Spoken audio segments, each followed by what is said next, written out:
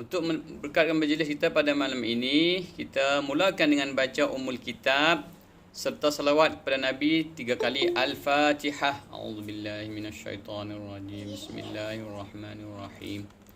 Alhamdulillahi rabbil alamin. Ar-Rahmanir-Rahim. Maliki yaumiddin.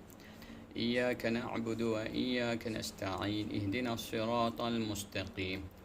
صراط الذين أنعمت عليهم غير المغضوب عليهم ولا الضالين آمين بسم الله الرحمن الرحيم اللهم صل على سيدنا محمد وعلى سيدنا محمد اللهم صل على سيدنا محمد وعلى سيدنا محمد اللهم صل على سيدنا محمد وعلى سيدنا محمد الحمد لله Alhamdulillahi Rabbil Alamin. Wassalatu wassalam ala Rasulillahil Amin. Wa ala alihi wa sahbihi ajma'in.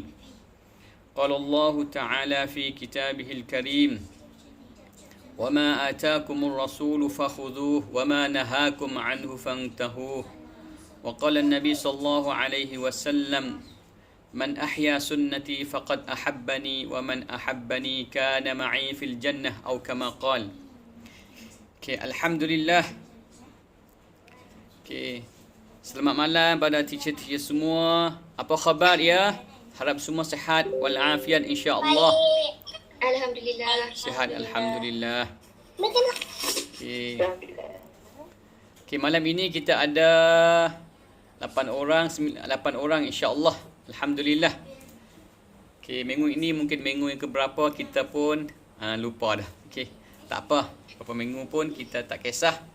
Tapi Alhamdulillah kita boleh bersama setiap minggu. Mungkin ada beberapa minggu kita bercuti. Tapi Alhamdulillah setiap minggu kita boleh berjumpa melalui perbualan kita, melalui tazkirah kita, tazkirah pendek kita.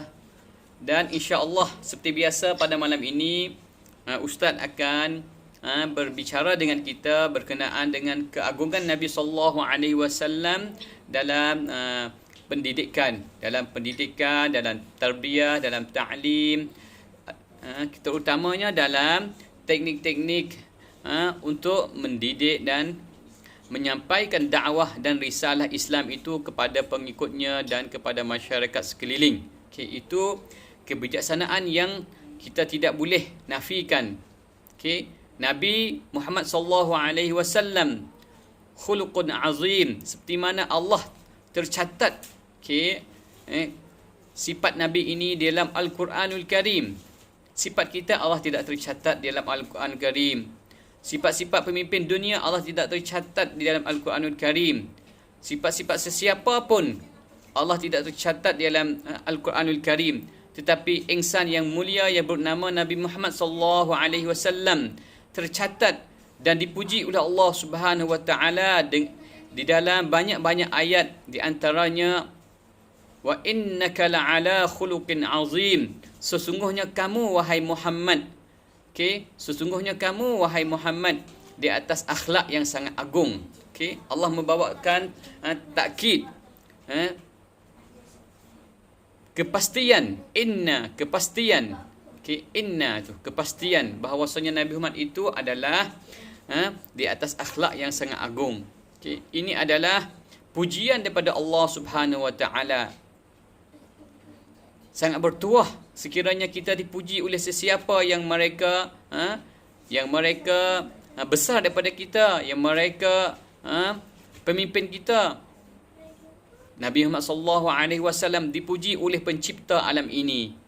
Dipuji dan dicatatkan kepujian itu di dalam Al-Quranul Karim, dan pujian itu dibaca sehingga ke hari ini.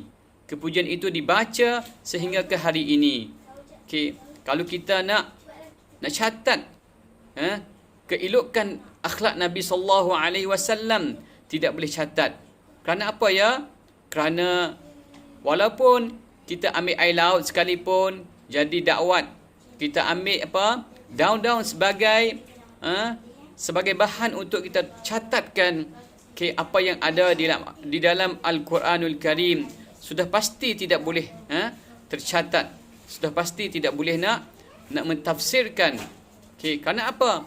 Kerana tingginya nilai pujian, nilai catatan yang disebut oleh Allah Subhanahu Wa Taala itu sendiri. Okey. Ini adalah keagungan Nabi sallallahu alaihi wasallam.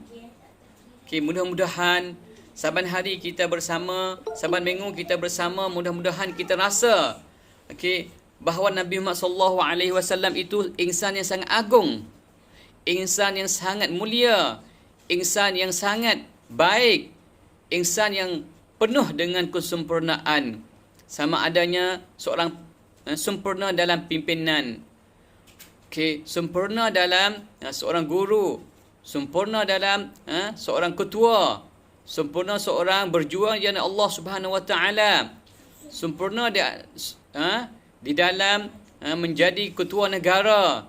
Okey, tidak terlupa juga sempurna jadi seorang suami dan ayah kepada anak-anak. Okey, semua itu tercatat di dalam, sama ada di dalam Al-Quran dan di dalam hadis-hadis Nabi sallallahu alaihi wasallam. Okey. Maka dengan sebab itulah kita lihat catatan-catatan ini, okey, saban hari, saban tahun adalah insan-insan manusia-manusia, para ulama menulis kepribadian Nabi sallallahu alaihi wasallam daripada semenjak dahulu sehingga hari ini. Okey, catatan-catatan yang ditulis oleh ulama-ulama tidak kering daripada sebagai bahan bacaan manusia dan umat Islam. Daripada dahulu lagi kita lihat sirah Nabi sallallahu alaihi wasallam dicatat. Okay. Pada hari ini ramai ulama-ulama catat tentang sirah Nabi sallallahu alaihi wasallam. Okay. Masing-masing untuk apa? Untuk melihat ataupun untuk nak mengagungkan kemuliaan Nabi sallallahu alaihi wasallam. Sebab itu, apakah tujuan daripada itu ya? Tujuan adalah untuk kita sama-sama merasai bahawasanya Nabi Muhammad sallallahu alaihi wasallam adalah insan yang paling agung di sisi kita. Okey, insan yang paling agung di sisi kita. Okey. Kadang-kadang kita tidak merasai perkara ini.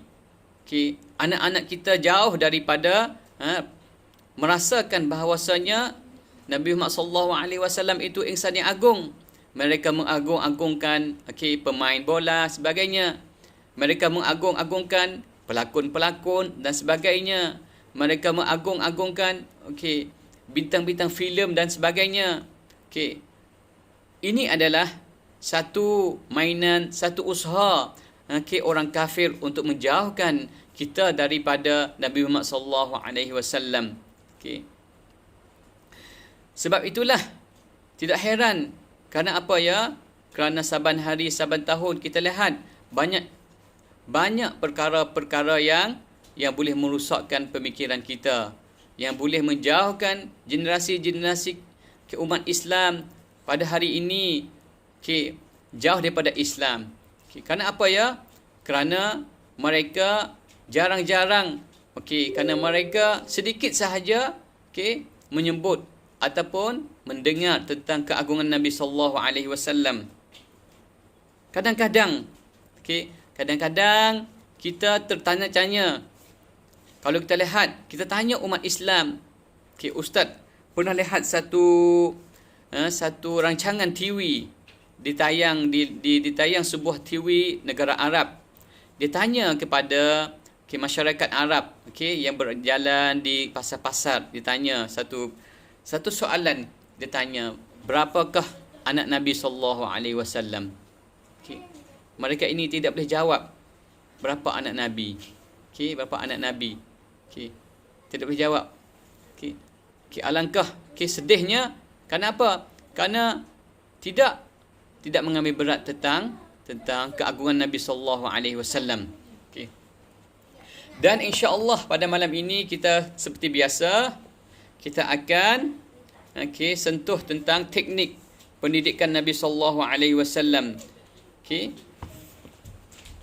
Dan pada hari ini, teacher-teacher yang dirahmati oleh Allah Subhanahu Wa Taala, Ustaz akan sentuh tentang teknik yang seterusnya, iaitu mungkin sama dengan teknik-teknik yang dulu, tapi mudah-mudahan kita boleh mendalami lagi bagaimana Nabi SAW menggunakan teknik ini untuk mendidik dan menyampaikan risalah Islam kepada umat, kepada sahabat dan kepada mereka-mereka yang meminta panduan daripada Nabi SAW.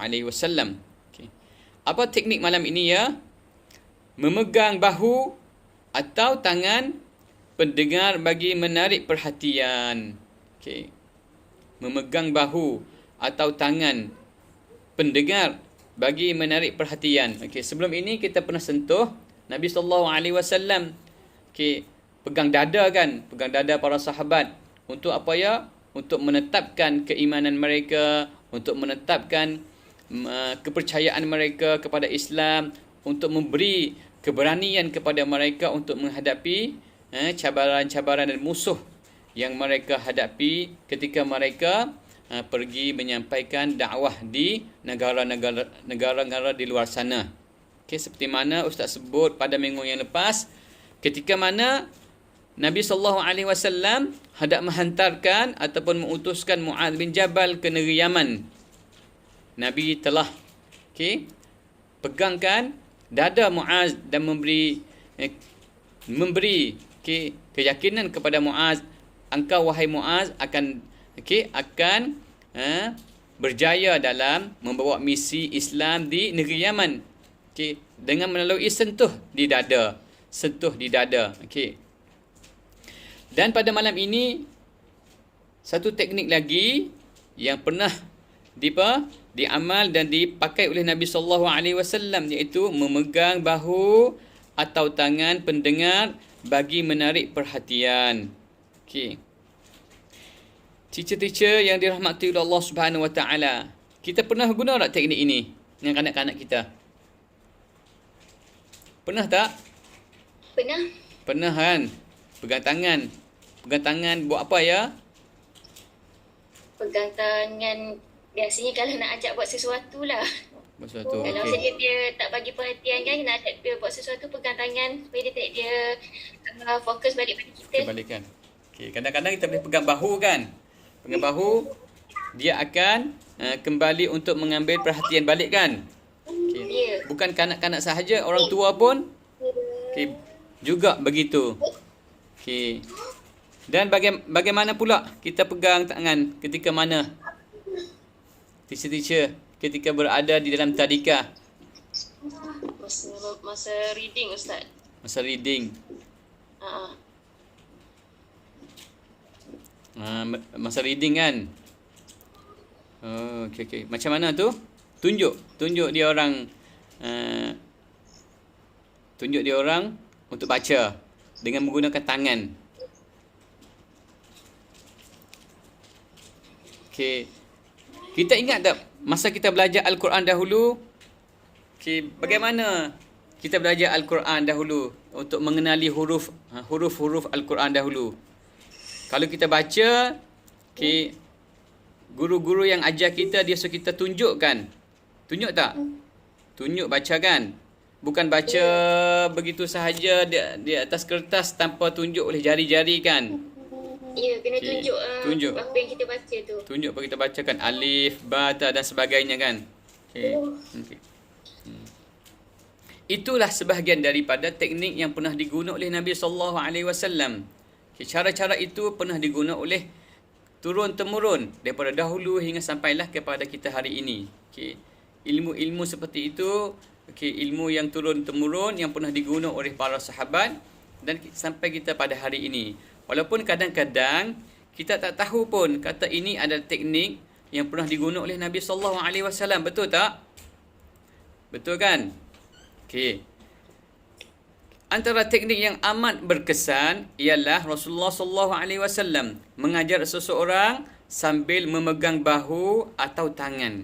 Okey, tengok teacher. Sambil memegang bahu dan tangan. Okey. Kadang-kadang kita berjalan, tengah-tengah jalan kan, ada kawan kita datang, sebelah belakang kita, dia pegang bahu kita. Kita rasa kawan kita kawan kita sangat baik dengan kita kan? Baik. Sangat baik dengan kita. Sentuhan bahu dan tangan itu menunjukkan baik ataupun ihsan daripada kawan kita ataupun sesiapa yang bersama dengan kita itu. Begitu juga suami isteri, pegang tangan berjalan, berjalan di mana? Di kedai ke, di pasar ke, ataupun di pantai dan sebagainya. Semua itu adalah teknik-teknik yang pernah digunakan oleh Nabi sallallahu alaihi wasallam. Kalau kita tahu kata ini adalah sunnah Nabi sallallahu alaihi wasallam, alangkah banyaknya pahala-pahala yang kita akan dapat daripada perbuatan kita itu. Seperti mana saya sebut beberapa kali daripada hadis Nabi sallallahu alaihi wasallam, "Man ahya sunnati faqad ahabbani, wa man ahabbani kana ma'i fil jannah." Nabi berkata, sesiapa yang menghidupkan sunnah aku, maka ia suka dan cinta kepada aku. Dan sesiapa yang suka dan cinta kepada aku, maka ia bersama aku dalam syurga. Di manakah kita impian kita sebenarnya? Apakah wawasan kita sebenarnya? Wawasan kita adalah syurga Allah Subhanahu Wa Taala. Dan langkah-langkah untuk mendapat syurga Allah Subhanahu Wa Taala tidak lain tidak bukan adalah menghidupkan sunnah Nabi sallallahu alaihi wasallam. Betul tak, teacher? Betul. Maka usahalah, maka bersamalah untuk menghidupkan sunnah Nabi sallallahu alaihi wasallam. Kita tidak akan rugi sama sekali sekiranya kita buat sesuatu perkara kita merasai itu adalah sunnah Nabi sallallahu alaihi wasallam. Kita takut-takut, kita tak tahu pun yang kita buat harian itu adalah sunnah Nabi sallallahu alaihi wasallam, dan ia berjalan begitu sahaja, ia berlalu begitu sahaja tanpa kita tahu itu adalah sunnah Nabi sallallahu alaihi wasallam. Maka sekiranya kita tidak tahu, maka ia akan jadi adat biasa, adat. Kalau adat, dia bukan ibadat. Ibadat, dia bersama, nak jadi ibadat itu dia kena seterangan niat dan tahu bahawasanya itu adalah sunnah Nabi sallallahu alaihi wasallam. Ataupun kita panggil ittiba' sunnah, mengikut sunnah Nabi sallallahu alaihi wasallam. Dan pada malam ini kita akan sentuh tentang satu sunnah dalam pendidik, satu teknik dalam mendidik, iaitu memegang bahu atau tangan pendengar bagi menarik perhatian. Kita lihat hadis Nabi sallallahu alaihi wasallam dalam hal ini. Contoh pertama dalam hadis ini, an Ibni Abdullah bin Sakhbarah Abu Ma'mar radhiyallahu anhu qala, sami'tu Ibnu Mas'ud radhiyallahu anhuma yaqul, 'allamani Rasulullah sallallahu alaihi wasallam wa kaffai baina kaffaihi at-tashahhud. Daripada Mas'ud radhiyallahu anhu, dia menceritakan bahawasanya Rasulullah sallallahu alaihi wasallam mengajarkan aku, dan tangan aku itu di antara tangannya. Tangan aku itu di antara tangannya. Mengajar apa? Mengajar at-tashahhud atau at-tahiyatul mubah. Itulah at-tashahhud. Nabi sentuh tangan Ibnu Mas'ud ketika mengajar at-tashahhud. Begitulah kita, apabila kita nak ajar kanak-kanak kita, kita boleh sentuh tangan. Sentuh tangan, kita bimbing dia baca at-tahiyatul mubarakatus salawatut tayyibah. Nabi ajar at-tashahhud ini kepada Ibnu Mas'ud seumpama dia ajar aku surah dalam Al-Quranul Karim. Sebab itulah at-tashahhud itu rukun daripada rukun solat, kan teacher? Betul tak, teacher? Betul kan? Rukun solat ada berapa ya, teacher? 13 kan? Rukun solat ada 13. Di antaranya rukun solat yang kita tidak boleh tinggal iaitu at-tashahhud. Baca at-tashahhud ketika tahiyat akhir. Sekiranya kita tinggal, kita tidak baca at-tashahhud di tahiyat akhir, maka solat kita tidak sah. Tidak sah. Nabi mengajar at-tashahhud ini kepada Ibnu Mas'ud seperti mana Nabi ajak surah dalam Al-Quranul Karim. Hingga akhirnya riwayat Bukhari. Pengajaran daripada hadis ini Apakah yang kita boleh dapat daripada pengajaran daripada hadis ini? Okey. Hadis ini menggambarkan betapa baginda begitu menekankan bacaan tasyahud. Bagi kita yang mengkaji rukun solat, nescaya kita akan mendapati bahawa para ulama telah membahagikan rukunnya kepada 3 perkara, iaitu qauli, fi'li dan qalbi. Okey. Rukun-rukun solat ada beberapa perkara. Okey, di antaranya tasyahud. Okey, tasyahud adalah rukun qauli kerana ia kena sebut, kena baca. Ia merupakan satu daripada rukun qauli, iaitu tasyahud tadi adalah rukun qauli. Seperti baca Al-Fatihah kan? Al-Fatihah kan? Kita baca Al-Fatihah adalah rukun qauli. Okey, rukun solat itulah tapi ia bentuk qauli, bentuk baca. Sebab tu panggil rukun qauli. Okey, at-tasyahud merupakan satu daripada rukun qauli yang dibaca menurut kaedah tajwid yang sebenar. Ia sama seperti bacaan Al-Fatihah dan lafaz salam yang pertama. Okey.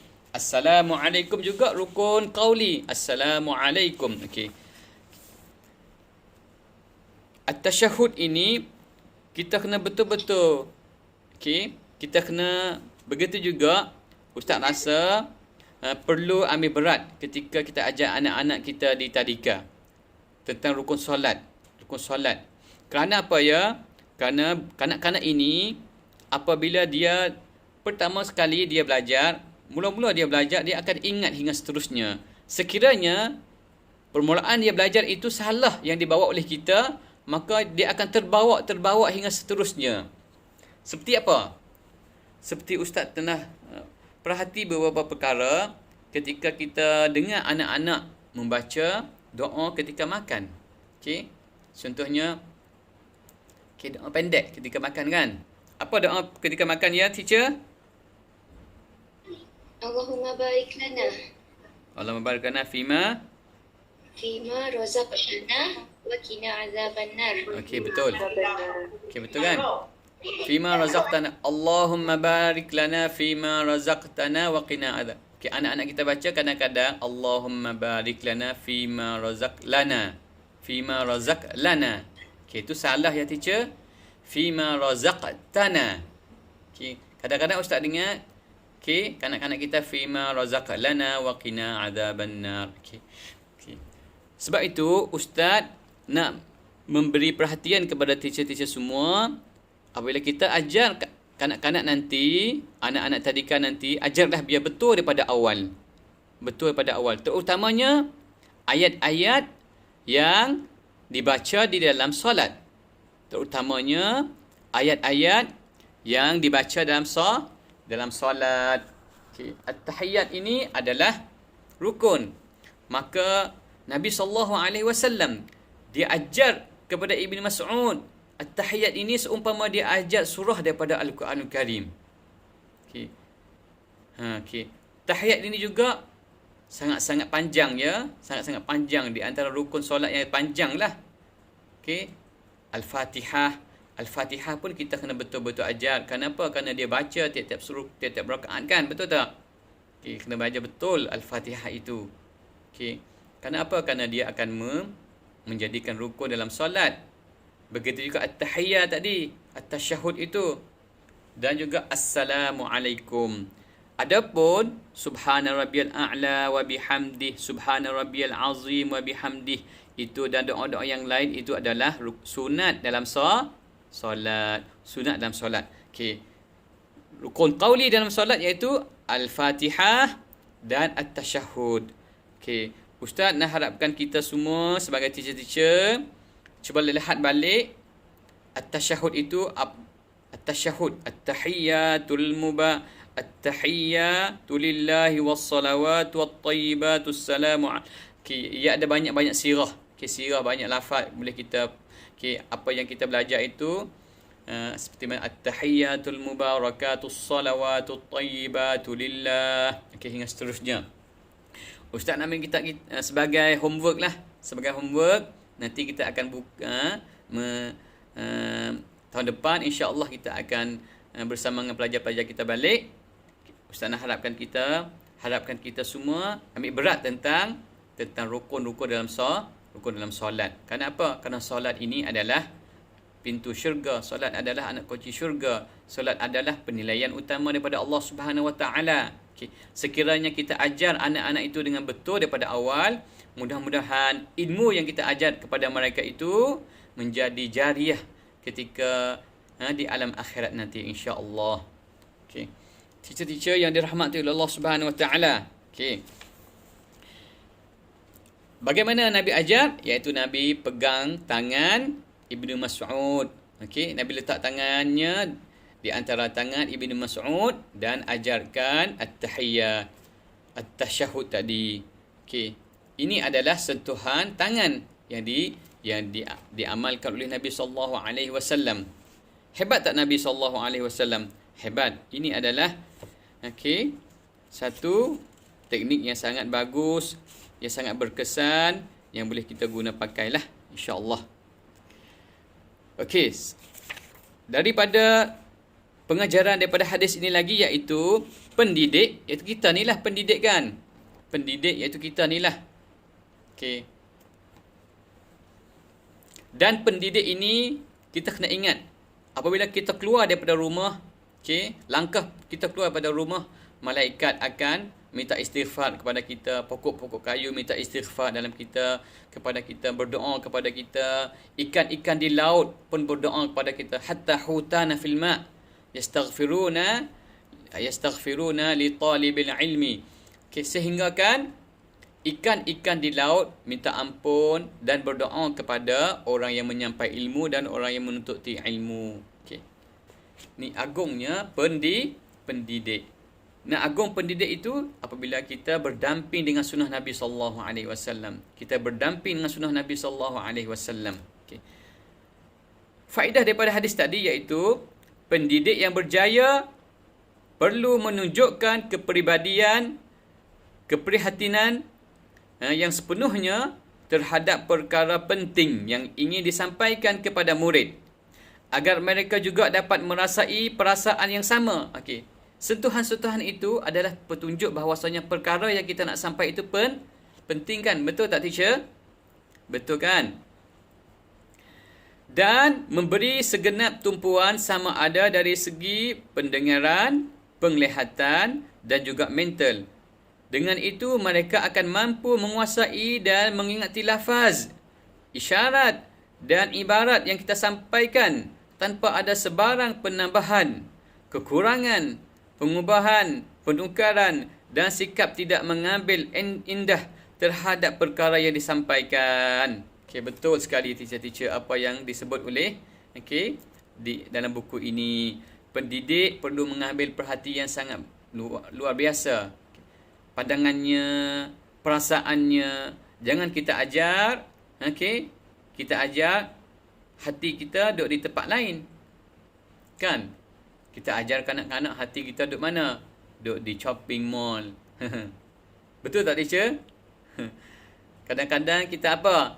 Kita duduk dengan kanak-kanak, kita duduk main handphone kan sebagainya.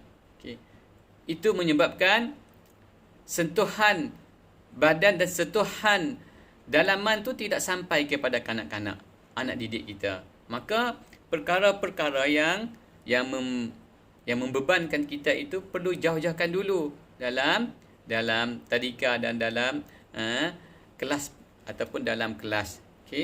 Kan apa ya? Apabila kita buat tumpuan yang betul, sama ada dalam luar kita, dalam kita, fikiran kita, perasaan kita semua itu, maka akanlah memberi kanak-kanak juga ambil perhatian yang sama dengan kita. Kerana apa ya? Kerana aura yang kita tunjuk itu, yang kita keluarkan itu akan sentuh di hati kanak-kanak. Maka pendidik yang berjaya perlu mengambil berat tentang hal ini. Pendidik yang berjaya perlu mengambil berat dalam hal ini. Pendidik ini bukan suatu perkara yang mudah. Nak jadi seorang pendidik perlu bersabar, perlu bersungguh, perlu bermujahadah dan sebagainya. Mudah-mudahan dengan usaha kesungguhan kita itu akan diberi ganjaran oleh Allah Subhanahu Wa Taala. Seterusnya, melebihkan sebahagian murid kerana kecerdikan dan kebaikan yang dilakukan olehnya adalah dibolehkan. Okey. Kita kadang-kadang ada kanak-kanak yang kita nampak potensinya mendahului kanak-kanak yang lain kan. Maka kita boleh puji dan sebagainya. Boleh dalam Islam. Boleh dalam Islam. Bahkan kita mengadakan apa? Bagi hadiah dan sebagainya, itu boleh dalam Islam. Okey. Untuk apa? Untuk menjadi pendorong kepada kanak-kanak itu untuk lebih lagi bersemangat, lebih lagi bersungguh dalam mencari ilmu Allah Subhanahu Wa Taala. Okey. Teacher-teacher yang dirahmati oleh Allah Subhanahu Wa Taala. Okey. Masih lagi bersama dengan Ustaz ya? Ya Ustaz. Masih lagi bersama dengan Ustaz. Okey.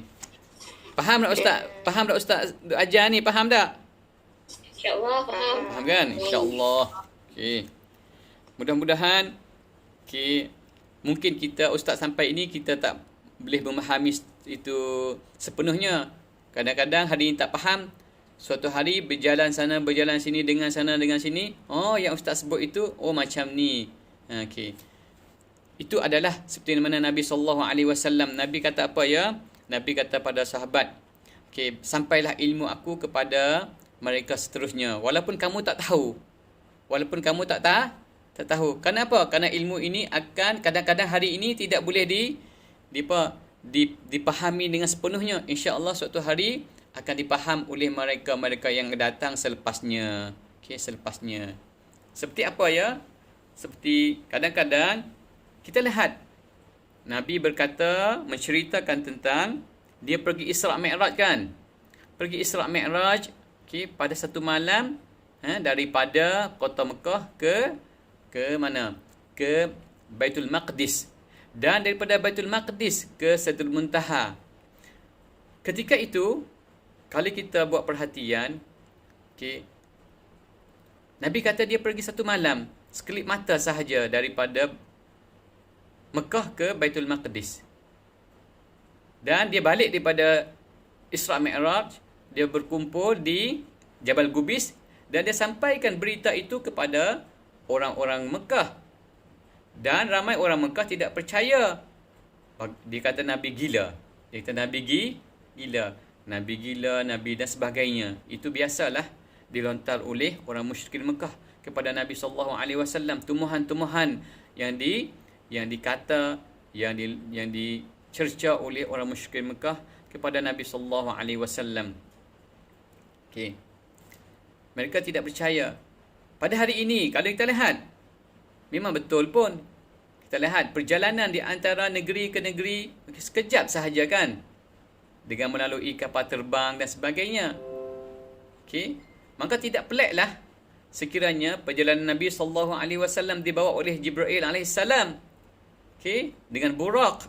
Burak iaitu perjalanan yang lancar, perjalanan yang laju. Burak ini iaitu kilat.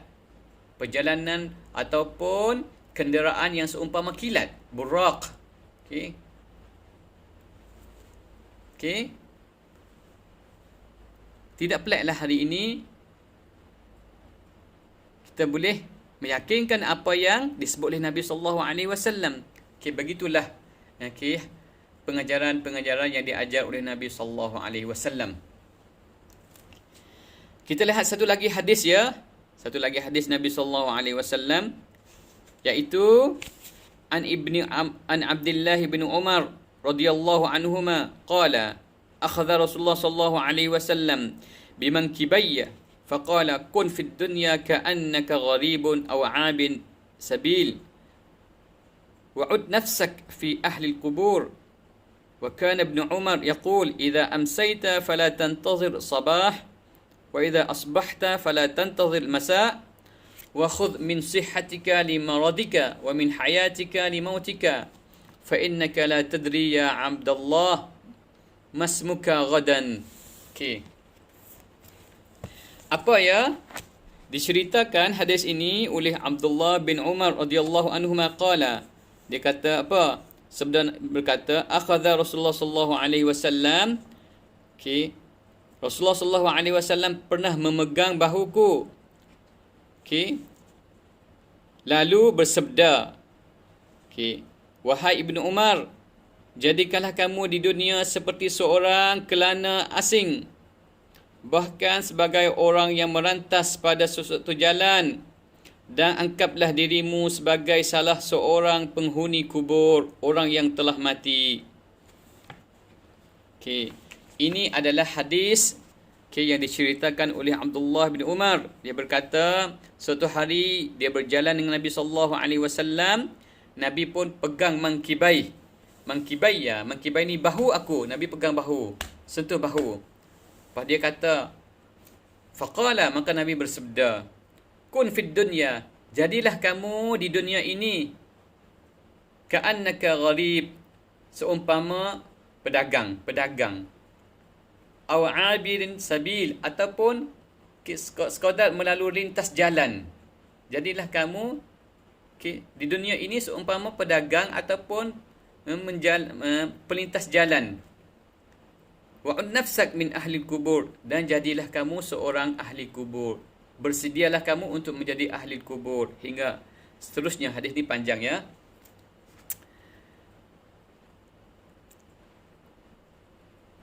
Sentuh Nabi SAW bahu Ibnu Umar tadi adalah untuk apa ya teacher? Untuk menarik perhatian kan?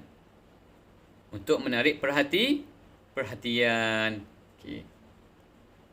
Ini adalah satu teknik untuk menarik perhatian, iaitu sentuh bahu, tekan, pegang bahu ke, sentuh bahu ke, dan sebagainya. Okay. Dan selepas Nabi sentuh bahu Ibnu Umar, dia pun bersabda, dia kata, jadilah kamu di dunia ini seumpama orang asing, pedagang, dan abirus sabil, seumpama yang sedang berjalan ke satu tempat kepada satu tempat yang lain. Okey, di dunia ini bukan tempat yang kita nak duduk kekal. Okey. Tempat sementara. Maka anggaplah kamu itu daripada ahli kubur.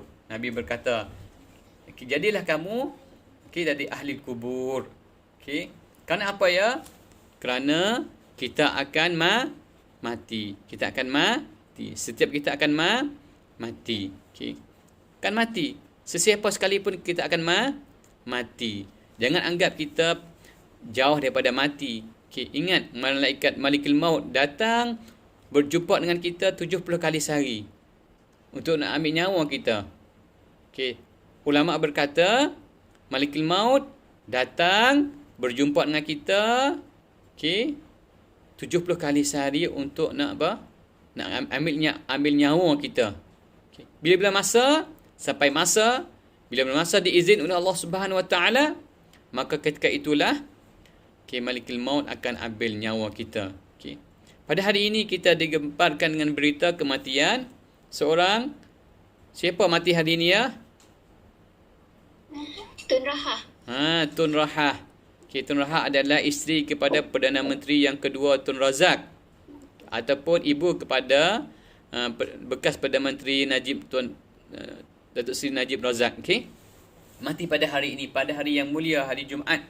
Pada hari ini, mudah-mudahan dengan kematian itu, dengan hari Jumaat ini, okay, diampun dan dijauh daripada azab kubur. Okay. Kerana Nabi SAW bersabda, sesiapa mati pada hari Jumaat, dia tidak azab oleh Allah Subhanahu Taala di kubur. Okay. Hari Jumaat ini ada kelebihannya. Siapa mati pada hari Jumaat, maka dia tidak akan diazab di dalam kubur. Okay. Ini di antara hadis-hadis kelebihan orang mati pada hari Jumaat, iaitu hari ini adalah hari Jumaat. Betul tak teacher? Okay. Dan kita kena ingat, okay, kejayaan seorang lelaki ada wanita di belakangnya. Okay. Suaminya yang berjaya jadi Perdana Menteri dahulu, okay, banyak jasanya, dapat membuka filda kan, rancangan filda di mana-mana, merata tempat di Malaysia ini adalah satu anugerah, satu kebijaksanaan Tun Razak. Okay. Kita di Malaysia ini bertuah ya teacher. Bertuah. Sebenarnya, kalau kita berbanding dengan negara-negara Islam yang lain, cuba bayangkan, negara Islam yang lain, ribu-ribu para ulama, okay, diletak dalam penjara. Di Saudi beribu-ribu sekarang ditangkap para ulama, letak dalam penjara. Okey. Di Mesir dah lama dah, di Mesir beribu-ribu para ulama apa? Dihumban dalam penjara. Di negara kita alhamdulillah tidak ada seorang pun ulama atau siapa diletak dalam penjara. Mungkin sedikitlah boleh bilang dengan tangan. Tak seperti negara Arab. Kalau negara Arab kira di mana? Di Mesirnya, di Saudinya, di mana? Di mana tertempat? Di Iraqnya, di mana lagi? Okey. Kita di negara Malaysia ini dengan bijaksana pemimpin-pemimpin terdahulu, keberkatan pejuang-pejuang, orang berjuang untuk kemerdekaan terdahulu, sehinggalah kita pada hari ini dapatlah menikmati kemerdekaan dan menikmati keamanan yang ada di negara ini. Okey. Keamanan negara ini. Di mana kita lihat? Di Syria. Berapa kali dah Syria hancur, dibunuh oleh pemimpin. Bukan sekarang. Di Iraq, daripada dahulu lagi umat Islam dibunuh dan berperang di antara Syiah dan Sunni. Kita di Malaysia tidak ada. Okay. Merdeka 60 tahun, kita hidup aman dan damai. Kita hidup aman dan damai. Okay. Maka bersyukurlah dengan nikmat ini.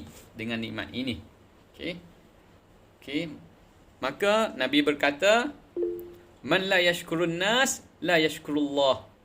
Sesiapa tidak bersyukur kepada manusia, maka dia tidak syukur kepada Allah. Okay. Kita kena bersyukur kepada usaha-usaha pemimpin kita yang banyak berjasa kepada negara ini. Okay. Maka Tun Rahah di antara pemimpin yang banyak berjasa jugalah. Mudah-mudahan kita sampailah doa kepadanya, diampun dan dirahmat oleh Allah Subhanahu Wa Taala. Okey. Hadis ini iaitu berkenaan dengan sentuh bahu, okey. Sentuh bahu untuk mengambil perhatian. Okey. Inilah sikit sebanyak untuk malam ini. Ada pertanyaan teacher? Ada pertanyaan tak? Tak ada, Ustaz. Tak ada Siapa nak tanya ya? Biasa ada teacher Ilham akan buka dan tutup majlis. Siapa nak tanya? Untuk malam ini siapa nak tanya ya? Okey, berkenaan dengan teknik yang diajar oleh Nabi sallallahu alaihi wasallam. Saya dah tekan dah. Mana tu? Okey. Ada soalan teacher? Tak ada, Ustaz. Tak ada nah. Okey. Tak ada, Ustaz. Apa yang boleh terfaham ya tentang teknik apa yang tak sampai pada malam ini? Apa yang kita boleh faham ya? Iaitu sentuhan tangan dan sentuhan bahu. Okey, mudah-mudahan teknik-teknik ini kita boleh guna pakai dalam kita menyampai ilmu dan didikan kepada kanak-kanak kita nanti ya. InsyaAllah. Okey, sekiranya tidak ada pertanyaan, Ustaz tutup majlis kita hari ini. Yang baik daripada Allah Subhanahu Wa Taala, yang tidak baik daripada Ustaz sendiri, kita tutup dengan wabillahi taufiq wal hidayah. Wassalamualaikum warahmatullahi taala wabarakatuh. Okey, surah Al-Asr dan doa kafarah. Wal 'asr innal insana lafi khusr illa alladhina amanu wa amilus solihat wa tawassaw bil haqq wa tawassaw bis sabr. Subhanakallah bihamdi asyhadu an la ilaha illa anta astaghfiruka wa atubu ilaih. Assalamualaikum warahmatullahi taala wabarakatuh. Waalaikumsalam warahmatullahi wabarakatuh. Terima kasih, Ustaz. Sama-sama.